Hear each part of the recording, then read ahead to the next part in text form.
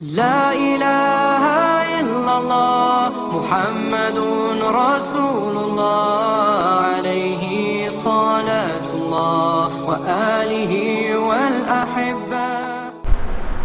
الحمد لله نحمده ونستعينه ونستغفره ونؤمن به ونتوكل عليه ونعوذ بالله من شرور أنفسنا ومن سيئات أعمالنا. من يهده الله فلا مضل له ومن يضلله فلا هادي له. ونشهد أن لا إله إلا الله وحده لا شريك له. ونشهد أن سيدنا ومولانا محمدا عبده ورسوله. أما بعد فأعوذ بالله من الشيطان الرجيم. بسم الله الرحمن الرحيم. إن الله يأمركم أن تؤدوا الأمانات إلى أهلها وإذا حكمتم بين الناس أن تحكموا بالعدل. إن الله نعما يعظكم به. إن الله كان سميعا بصيرا. وقال النبي صلى الله عليه وسلم: لا ایمان لمن لا امانۃ له، او کما قال علیہ الصلاۃ والسلام.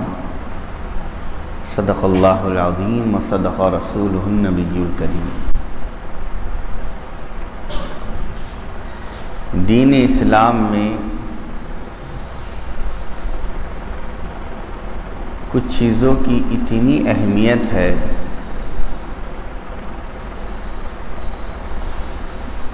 کہ اس دنیا کا بقا اور اس دنیا کا زوال ہمارے پیارے نبی حضرت محمد رسول اللہ صلی اللہ علیہ وسلم کی سچی خبروں کے مطابق وہیں سے ہوتا ہے.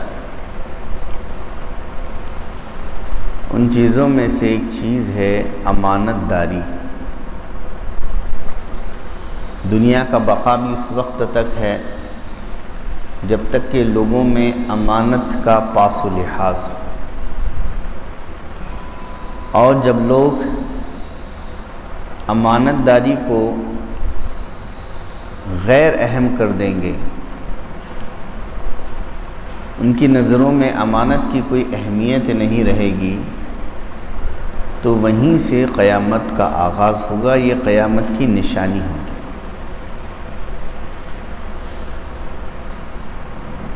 مشکوٰۃ شریف میں روایت ہے کہ ایک دیہاتی شخص آئے،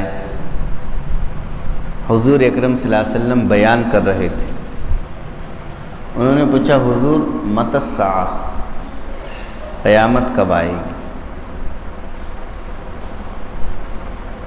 حضور اکرم صلی اللہ علیہ وسلم نے اس موقع پر ایک نشانی بیان کی. یہی فرمایا: قیامت اس وقت آئے گی اذا وسد الامر الى غیر اہلہ فانتظر الساعہ، جب ایسا زمان آ جائے کہ تم یہ دیکھنے لگ جاؤ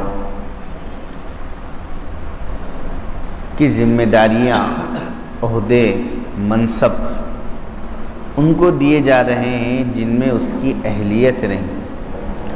جو نااہل ہے اس کے اہل کو فراموش کیا جا رہا ہو، اور نااہلوں کو وہ ذمہ داریاں، وہ منصب، وہ مقام، وہ مرتبہ دیا جا رہا ہو. فرمایا بس اب وہ زمانہ آ چکا ہے، قیامت کے انتظار میں لگ جاؤ. تو دیکھیے کتنی اہم چیز ہے. بات شروع ہو اس سے پہلے یہ ضروری ہے کہ امانت کہتے کس کو؟ امانت کا تعلق ایک انسان سے بھی ہے، اور امانت کا تعلق سارے مسلمانوں سے بھی ہے، اور امانت کا تعلق دین اسلام سے بھی. تینوں سے براہ راست اس کا تعلق. اور امانت کا مطلب یہ ہے کہ ایک انسان اپنی ذات میں جس پہلو کے اندر وہ امانت کو دیکھ رہا ہے اس پہلو میں وہ مکمل حقوق کو ادا کرے۔ مثال کے طور پر جسم اس کے پاس امانت ہے تو جسم کا خیال رکھنا یہ بھی امانت ہے۔ مثال کے طور پر کوئی انسان اپنے لیے علم حاصل کر رہا ہے تو اس کے آداب یہ بھی امانت ہے۔ انسان کے ذمے اللہ نے جو حقوق رکھے ہیں، جو فرائض رکھے ہیں، تو ان کا پاس و لحاظ، ان کی ادائیگی یہ بھی امانت میں داخل ہے۔ ایک انسان ذاتی طور پر کوئی کام کر رہا ہے، اس کام میں اس پر اعتماد کیا گیا ہے، یہ بھی امانت ہے۔ ماں باپ کے ذمے اگر دوسروں کو دیکھا جائے تو اولاد یہ بھی امانت ہے، ان کی صحیح تربیت کرنا۔ الغرض ایک انسان سے بھی امانت کا تعلق ہے اور عام مسلمانوں سے بھی امانت کا تعلق ہے۔ انسان ہر موقع پر عام مسلمانوں کے حق میں وہ رائے دے اور موقع آنے پر وہ فیصلہ کرے جو عام مسلمانوں کے لیے بہتر ہو، فائدہ مند ہو۔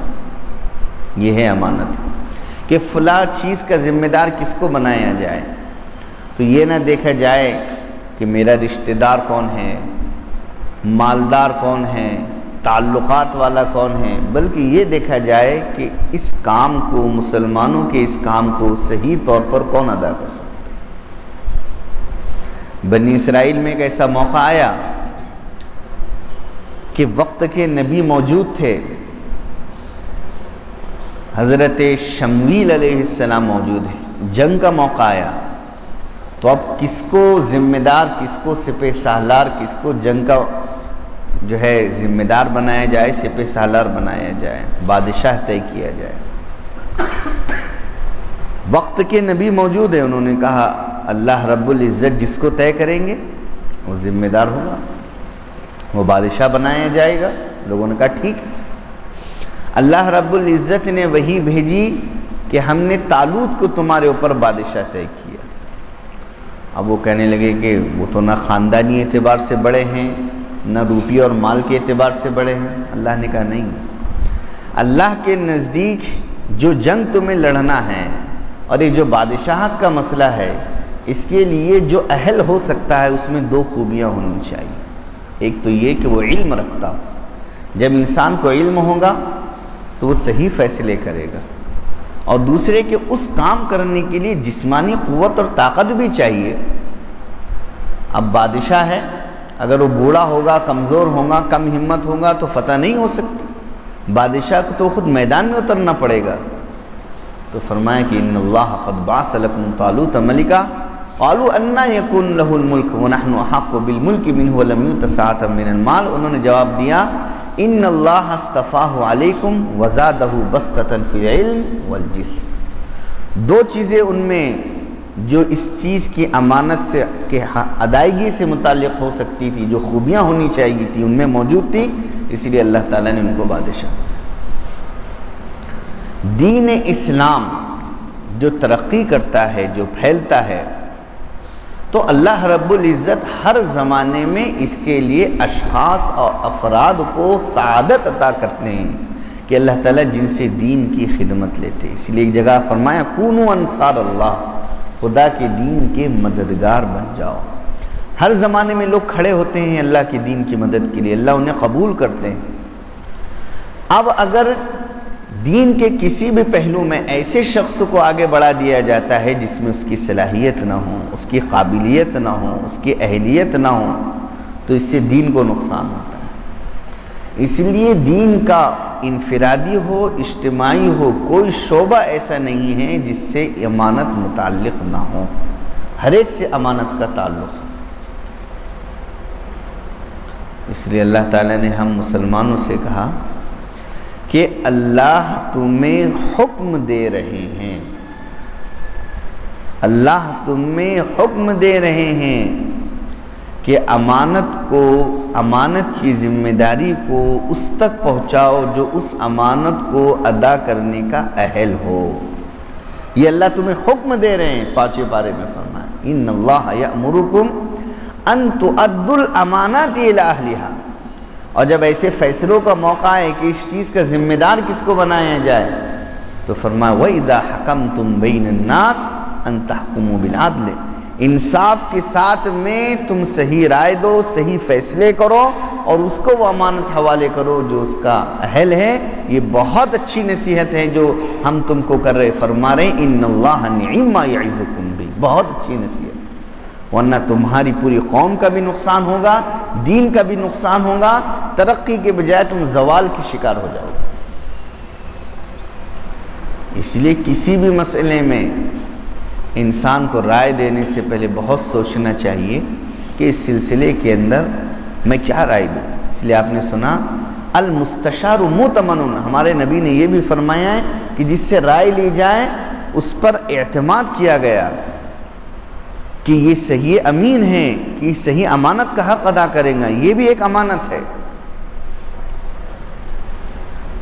جو حدیث پاک میں نے شروع میں پڑھی ہے، اگر آپ تنہائی میں بار بار اگر اس کو غور کریں گے تو حیرت میں پڑ جائیں گے۔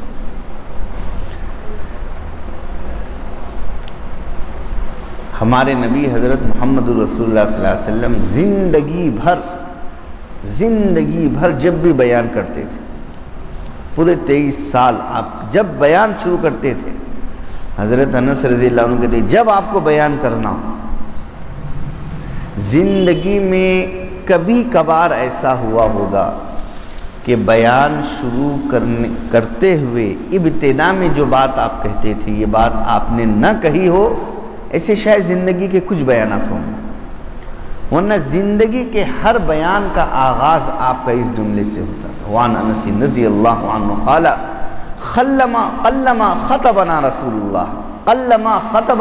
اللہ صلی اللہ علیہ وسلم الا قال لا ایمان لمن لا امانۃ لہ، بہت ہی کم ایسا ہوا ہوگا کہ آپ نے ہمارے سامنے کوئی بیان کیا ہوگا، خطبہ دیا ہوگا اور آپ نے یہ جملہ نہ کہا لا ایمان لمن لا امانۃ لہ، جس شخص میں امانت داری کا پاس و لحاظ نہ آئے اس میں ایمان ہی نہیں، لا ایمان لمن لا امانۃ، اس میں ایمان ہی نہیں جس میں امانت داری کا وصف نہ آئے،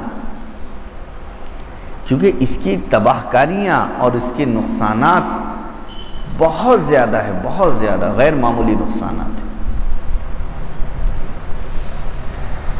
اس لیے ہمیں اس چیز کو سمجھنے کی ضرورت ہے، چاہے ہماری زندگی کے اندر اگر ہم کہیں کام انجام دیتے ہوں تو ہمیں اس بات کا احساس ہونا چاہیے کہ جو کام ہمارے ذمہ کیا گیا ہے وہ کام کا حق ادا ہو جائے۔ اگر ہم سے متعلق ایک گھر ہے، ہم سے متعلق ایک خاندان ہے تو وہاں بھی یہ ہونا چاہیے۔ ہم سے متعلق کوئی دین کا مسئلہ ہے، دین کا شعبہ ہے، دین کی بات ہے، مسلمانوں کا ملی مسئلہ ہے، ہر جگہ اس پر 10 مرتبہ غور انسان کر لے، اس کے بعد میں اس سلسلے کے اندر قدم آگے بڑھائے، ورنہ اس کے نقصانات بہت زیادہ ہیں۔ اور ہمارے نبی حضرت محمد رسول اللہ صلی اللہ علیہ وسلم کی اس سلسلے میں اتنی احادیث موجود ہے، آخری زمانے میں فرمایا اذا اتخذت الفیء دولا والامانۃ مغنما، آخری زمانے کے لوگ اس قدر غیر محتاط ہو جائیں گے امانت کے سلسلے میں، اس قدر غیر محتاط کہ وہ کسی جگہ کوئی مال امانت کا ہے تو ایسا نہیں کہ اس کو ڈرتے ہوئے لے، بلکہ اگر کسی نے کوئی امانت کسی کے پاس رکھی ہے، کوئی مال امانت کا ہے، تو جیسے مال غنیمت کو لوٹا جاتا ہے، آخری زمانے کے لوگوں میں اس قدر بے دینی آ جائے کہ وہ امانت کے مال کو اس طرح لوٹنے میں آگے بڑھے، اور آج ہو رہا ہے۔ کوئی کسی کے پاس اگر امانت رکھتا ہے کسی کا پیسہ کسی کے پاس ہوتا ہے، اسے امید اور کیا خیال بھی نہیں ہوتا کہ بعد میں میرے ساتھ میں ایسا برتاؤ ہوگا۔ وہ اس کے مال کو اس قدر بے احتیاطی سے استعمال کر لیتا ہے، خرچ کر لیتا ہے کہ بعد میں اس شخص کو اپنا مال لیتے لیتے پوری زندگی گزر جاتی ہے، مال واپس نہیں ملتا۔